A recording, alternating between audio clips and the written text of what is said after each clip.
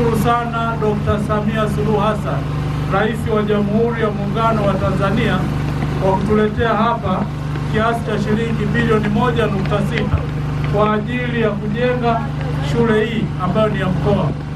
Vile vile sidhani kwamba ni shule hii tu. Pale Lugarawa tunapoenda kesha na Mwenge tulipewa pale bilioni 7 kwa ajili ya ujenzi wa VETA ya mkoa.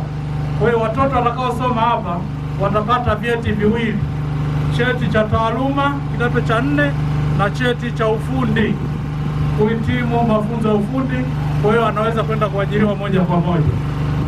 Kama hiyo haitoshi, hapo Ulaya Sekondari tumepata jumla ya mabweni 4 yanaendelea kujengwa hapo sasa.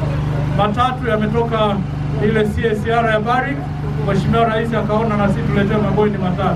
Lakini vile vile kuna bweni 1 la TASAF, na tumejenga hapo Ulaya madarasa sio chini ya 10 kipindi hiki cha miaka 5. Kwa hiyo ndugu zangu, miaka hii 5 ambayo Dr. Samia Suluhu Hassan amekuwa rais wa Jamhuri ya Muungano wa Tanzania, Ludewa tumenufaika kwa mambo mengi. Amelipa fidia bilioni 15.4 Liganga na Mchuchuma, na juzi nilikuwa naongea na waziri wa viwanda na biashara, ametuhakikishia kwamba mwaka huu migodi hiyo inakwenda kuanza.